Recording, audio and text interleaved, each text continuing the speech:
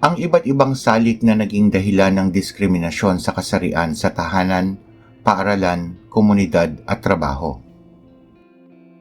Ang diskriminasyon ay isang uri ng hindi pantay o hindi makatwirang pagtingin o pagtrato sa isang tao o sa isang grupo ng mga tao dahil sa kanilang lahi, kasarian, relihiyon, sexual na oryentasyon, edad, kapansanan o iba pang mga katangian.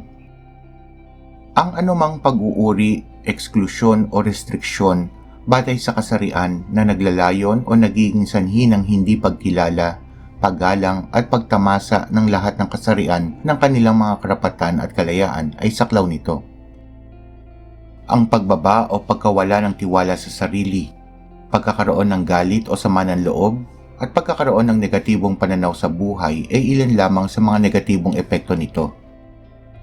Maaari rin itong magdulot ng depresyon na nagiging dahilan ng hindi ka nais-nais na pangyayari sa buhay ng isang taong nakakaranas nito. Kaya't mahalagang labanan ang paglaganap ng diskriminasyon batay sa kasarian at itaguyod ang pagkakapantay-pantay sa lipunan. Ito ay nangangahulugan ng pagbibigay ng pantay na pagkakataon sa edukasyon, trabaho at iba pang aspekto sa buhay. Kailangan nating pagtulungang wakasan ang diskriminasyon sa kasarian at bumuo ng isang lipunang may pantay na karapatan ang lahat ng mamamayan. Narito ang ilang mga salik na nagiging dahilan ng diskriminasyon sa kasarian. Ang diskriminasyon sa tahanan.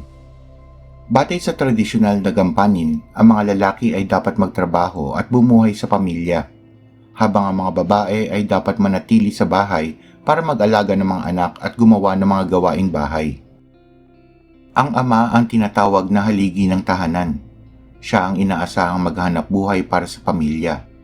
Samantalang ang ina ang tinatawag na ilaw ng tahanan, na siyang inaasahang gumawa ng mga gawaing bahay. Mga diskriminasyon sa paaralan. Stereotypes o pagkiling.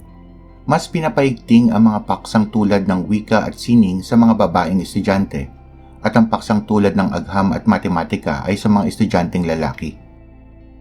Ang pagtuturo ng mga gender roles. Ang mga libro at materyales sa paaralan ay madalas magpakita ng mga stereotype na gampanin ng mga lalaki at babae na nagpapahiwatig ng kaisipang mas mataas ang lalaki kaysa sa babae. Bullying batay sa kasarian. Mas nabubuli ang mga babae at LGBTQIA+ kaysa sa mga lalaki sa paniniwalang mas mahina sila at vulnerable. Ang diskriminasyon sa komunidad. Ang kulturang patriarkal.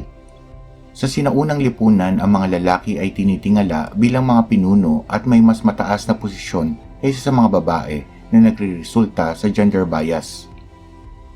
Ang turing sa kababaihan na pambahay lamang. Maraming komunidad ang walang sapat na batas na nangangalaga sa karapatan ng kababaihan at ng mga miyembro ng LGBT laban sa diskriminasyon. Ang kakulangan ng akses sa mga serbisyong tulad ng pangangalaga sa kalusugan ng kababaihan at LGBT community.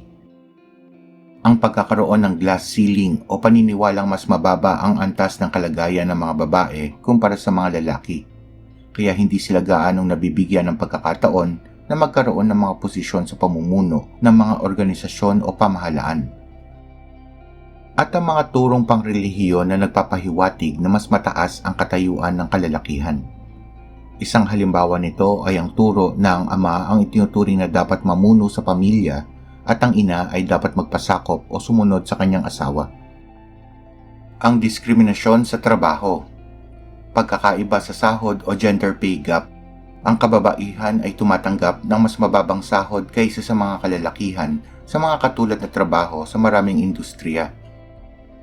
Ang Pilipinas ay nasa ika-25 pwesto sa 146 na bansa sa Global Gender Gap Index noong 2024 ayon sa World Economic Forum. Ang pag-angat sa posisyon o promotion.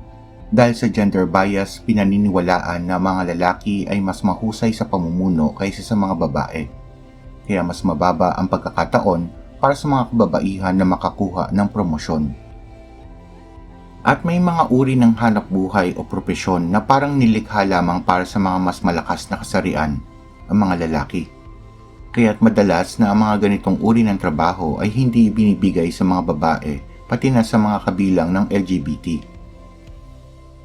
Ang iba't ibang salik na naging dahilan ng diskriminasyon sa kasarian sa tahanan, paaralan, komunidad at trabaho.